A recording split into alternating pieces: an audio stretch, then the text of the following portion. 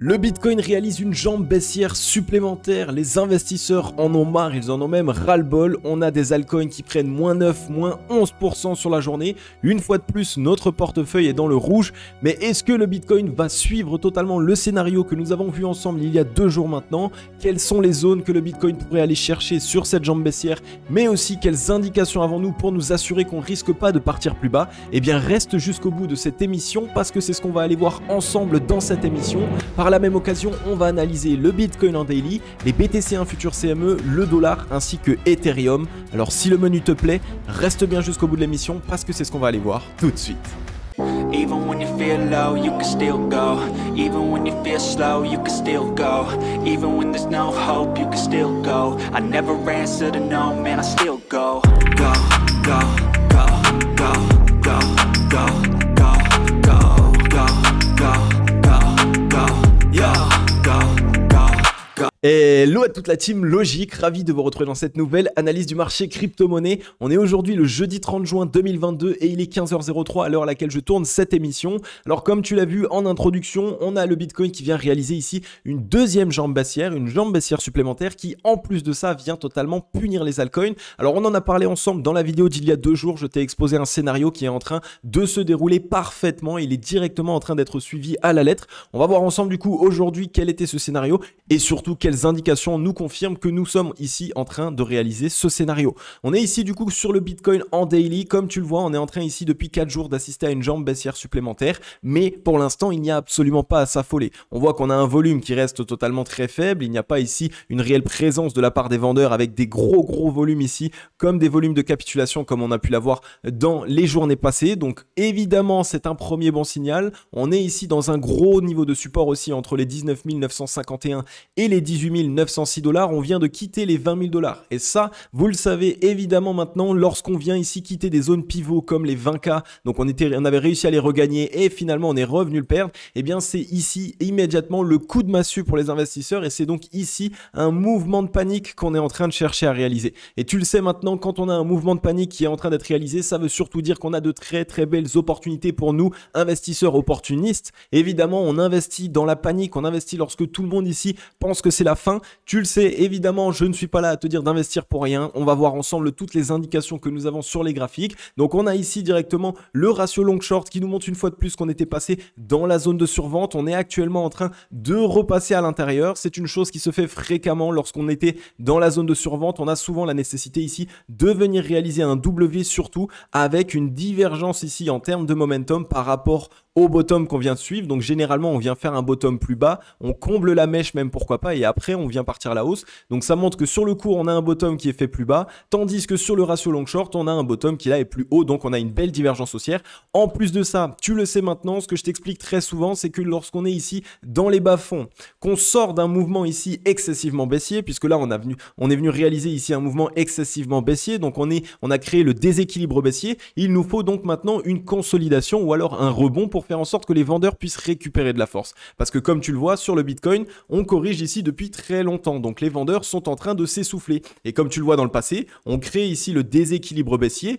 Ensuite, on assiste à une consolidation et après seulement à la limite, on peut assister à une jambe baissière supplémentaire. Donc là, dans tous les cas ici, ça va être très compliqué pour les vendeurs de pouvoir faire réellement une poussette supplémentaire. Donc quand on entend ici à gauche, à droite, nous dire que c'est le moment, le Bitcoin va aller chercher les 15 000 et donc ça va être notre meilleure opportunité d'achat. Non, on va pas aller chercher les 15 000, on n'ira pas jusque là. Simplement parce que pour l'instant, graphiquement parlant, on ne peut pas le faire. Ça veut dire que le ratio long short nous montre ici très clairement que les vendeurs sont totalement essoufflés à court, moyen ainsi qu'à long terme. Donc ça nous montre que là actuellement, les vendeurs ne peuvent pas engager un mouvement excessivement baissier supplémentaire. Donc pour l'instant, tout ce qu'on a à faire, c'est à surveiller ce qu'il est en train de se passer. Tu le sais aussi maintenant, lorsqu'on réalise des mèches de liquidation sur le Bitcoin, elles peuvent être amenées à être retestées, à être même ravalées entièrement. Donc on pourrait revenir simplement tester ici cette zone des 17 580 pour revenir tester la mèche. Ça nous permettra du coup de venir liquider en même temps toutes les personnes cette fois-ci qui ont essayé de capturer ce bottom. Ça permet ici du coup par la suite d'envoyer un rebond, de créer de la panique et donc tout le monde se met à vendre. Les whales ravalent une fois de plus les liquidités. Elles ont de nouveau une belle opportunité d'achat, donc un très bon prix pour le Bitcoin sous les 20 000 aux 17 000, 18 000 $.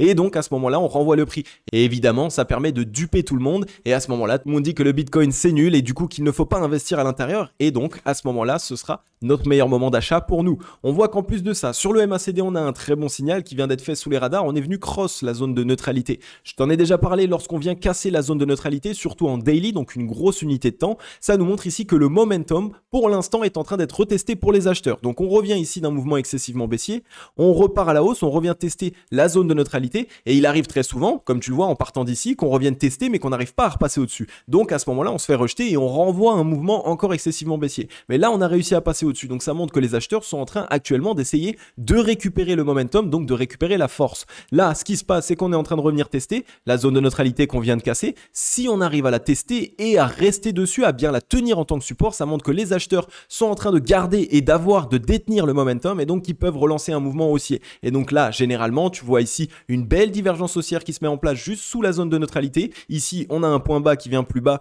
combler ici la mèche et ensuite on trouve rebond là où tout le monde pensait ici qu'on était simplement sur une jambe baissière supplémentaire. Donc le MACD pour l'instant lui aussi est plutôt clair. Maintenant attention, je ne te dis pas que ça y est c'est gagné, les acheteurs ont le momentum. Il faut maintenant qu'on arrive à garder la zone de neutralité et qu'on arrive à tenir du coup le MACD ainsi que le momentum du coup au-dessus de cette zone de neutralité. À ce moment-là, on aura du coup une très belle reprise de la part de la force acheteuse et donc ça nous montrerait que ici les acheteurs sont en train de se représenter. Si on regarde maintenant sur le RSI pareil, on était dans les 30 de RSI, donc zone de survente extrême. On a essayé de s'en extraire une première fois, on n'a pas réussi, on s'est fait rejeter, donc ça montre que ce mouvement ici a été simplement compliqué pour les acheteurs, donc que les acheteurs n'avaient pas énormément de force ou que les vendeurs avaient beaucoup de force. Donc on a la nécessité ici de se faire rejeter, on revient tester les 32 RSI et maintenant il va falloir qu'on surveille la clôture de ce soir. Si la clôture de ce soir se joue ici parfaitement sur les 32 RSI, alors c'est un extrêmement bon signal puisqu'on aura là encore une divergence haussière, un retest des 32 RSI, donc de la zone de survente avec simplement une petite mèche dans la journée et ensuite un très beau rebond pour essayer de vraiment se relancer et donc aller à l'assaut cette fois-ci des 50 de RSI.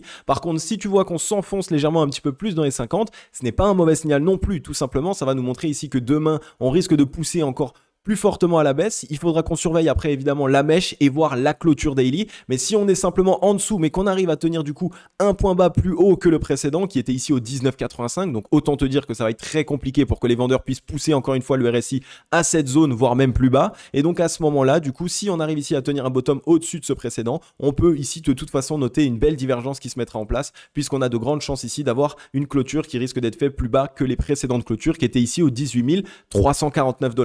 Donc pour l'instant, vraiment sur le Bitcoin, pas de mauvaises indications. En plus de ça, comme tu le vois, dès lors qu'on a eu ici ce mouvement excessivement baissier, pour l'instant, on a un volume qui est totalement décroissant, que ça soit de la part des acheteurs ou bien des vendeurs. Donc ici, évidemment, on est en train de créer du flou, on est en train de créer de la peur, mais ici, les vendeurs ne sont pas en train d'envoyer un très fort mouvement, comme on a pu le voir ici précédemment, là où on avait des gros volumes pour, évidemment, la capitulation. Donc on surveille bien tout ça, on n'a pas eu de mèche de capitulation encore pour l'instant. N'oubliez pas de laisser traîner des ordres, ça peut être vachement intéressant, ça peut nous permettre de choper du Bitcoin ou même d'autres actifs à de très bon prix. Donc essayez de trouver des paliers psychologiques, essayez de DCA aussi, c'est aussi une très bonne stratégie pour vous permettre de pouvoir lisser votre investissement. Donc voilà pour le Bitcoin, j'ai pas grand chose de plus à dire. De toute façon, on est déjà quasiment sur 4 jours de baisse consécutive. On va pas en envoyer non plus 7 ou 8. Donc ça montre que ici, aujourd'hui ou demain, on risque d'avoir une décision et on risque surtout d'avoir ici la mèche pour passer évidemment liquider les shorts à nouveau et surtout pour peut-être combler ici la précédente mèche. Et maintenant, la deuxième indication, du coup, c'est les BTC1 futurs CME. Ça, je t'en ai parlé dans l'émission d'il y a 2 jours. Donc si tu ne l'as pas vue, n'hésite pas, elle s'affiche juste ici.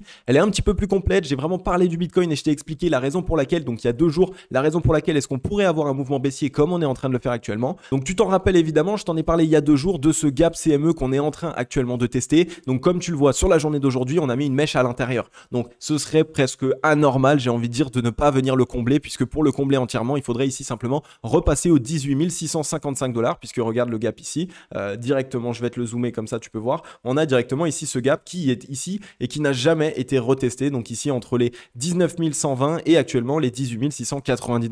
Donc pareil, on surveille bien tout ça, on a du coup ce gap qu'on peut revenir combler, qu'on est actuellement en train d'essayer de combler, donc ça va se faire soit sur cette journée, soit sur la journée demain. Ce serait une très bonne indication de pouvoir le faire sur cette journée, donc avec une belle mèche bien absorbée et demain du coup une grosse journée, un gros vendredi comme on l'a connu avec un marché américain qui est ici décidé à essayer de ravaler de cette mèche. Donc on attend ici simplement ce gap qui soit clôturé s'améliorer. Une fois qu'on aura totalement comblé ce gap, à ce moment-là, on pourra enfin essayer de regarder du côté des longues. Si on regarde maintenant aussi au niveau du dollar, vous le savez, tu le sais, je t'en parle depuis un certain temps, le Bitcoin ne peut pas trouver de bottom si le dollar ne trouve pas un top. Ça, c'est quelque chose qui est assez important en tant qu'investisseur. Il faut absolument que tu le prennes en compte. Lorsque le dollar ici a trouvé ce bottom, tu peux être sûr ici que le Bitcoin, lui, a corrigé fortement. Et lorsqu'on a trouvé ici cette correction, alors le Bitcoin, lui, a soit consolidé, soit réalisé un W de pump pour avoir ici une petite reprise haussière. Donc le dollar ici, tout simplement, lorsqu'on trouve un top sur le dollar, alors ça permet au Bitcoin de partir à la hausse. Et lorsqu'on trouve ici un bottom sur le dollar, alors ça permet ici malheureusement au Bitcoin de partir à la baisse. Donc là, qu'est-ce qu'il se passe? Comme tu le vois, on est venu ici réaliser un mouvement excessivement haussier. On a eu une correction, on est en train d'avoir une reprise, mais pour l'instant, on s'essouffle. Donc si on arrive ici à mettre en place un M-top, que les vendeurs commencent à s'initier, qu'il commence à y avoir de plus en plus de force vendeuse et surtout qu'on crée ce M-top avec la cassure ici de la ligne de coup au 103,82 points, alors à ce moment-là, le dollar pourra réaliser ici son M-top et donc ça permettra ici, évidemment, comme je te l'ai expliqué, au Bitcoin de pouvoir lui repartir à la hausse. Donc tout ce qu'on veut voir, c'est vraiment un dollar qui trouve un top, c'est un dollar qui corrige. Lorsque le dollar se mettra à corriger, alors à ce moment-là, le Bitcoin trouvera son rebond. On est actuellement ici en train de se faire rejeter d'une zone de rechargement vendeuse, donc la zone de rechargement vendeuse du précédent mouvement ici. Donc c'est un très bon signe puisque c'est généralement dans ces zones-là qu'on vient mettre en place ici le deuxième top plus bas que le précédent pour essayer d'initier un M-top. Donc on surveille tout ça là encore. Le dollar, ça va être l'indicateur ultime pour nous valider le bottom et nous dire ok, le Bitcoin ici risque de trouver un rebond et donc pour nous permettre évidemment de nous positionner au meilleur moment lorsque l'opportunité est la plus folle.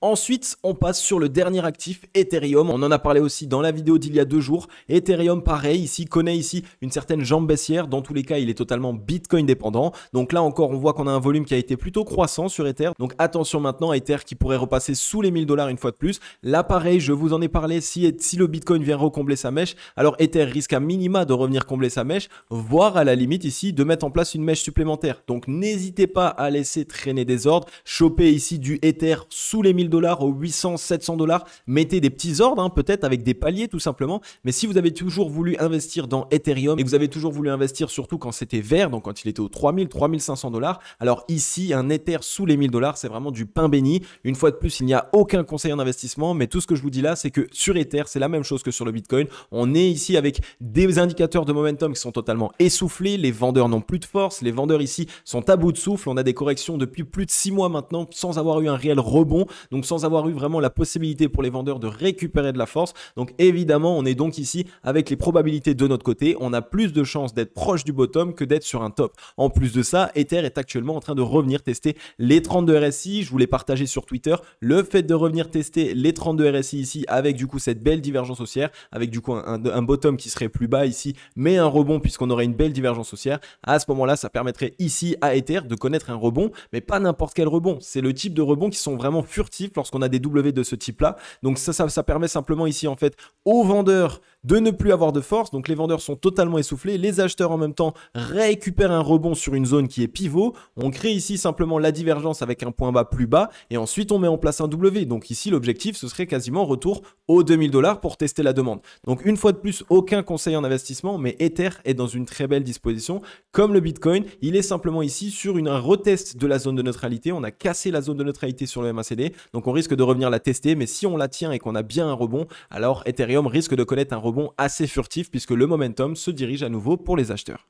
Ok la team logique, j'en ai fini avec cette émission. Comme d'habitude, j'espère qu'elle vous aura plu un maximum. Si c'est le cas, n'hésite pas à mettre un gros like et un gros commentaire, ça fait super plaisir. Ces derniers temps, vous me régalez, vous êtes vraiment ici trop chaud bouillant et ça me fait super plaisir de pouvoir vous lire en commentaire. Donc si tu as des actifs que tu aimerais que j'analyse ou si tu as simplement un point de vue sur le marché crypto, n'hésite pas à passer dans les commentaires, on peut réaliser des débats, je peux venir ici te partager d'autres informations ou si tu as des questions par rapport à des choses que tu as vues sur le graphique aujourd'hui que tu n'as pas compris, n'hésite pas, l'espace commentaire est vraiment là pour ça. Donc là, je vais devoir te laisser une fois de plus, je vais devoir couper court. Comme tu le sais, ces derniers temps, je bosse sur 3 nouvelles formations qui sont juste monstrueuses. Je t'en parle bientôt. Il faut que je les termine. On est à plus de 23 vidéos qui sont tournées et montées actuellement en moins de 3 semaines. Donc c'est fou. Je commence à être un peu fatigué, mais je commence surtout à voir le bout et ça me fait super plaisir. Donc comme d'habitude, je vais te souhaiter une agréable journée ou une agréable soirée. C'était Cryptologique. Ciao, bye bye.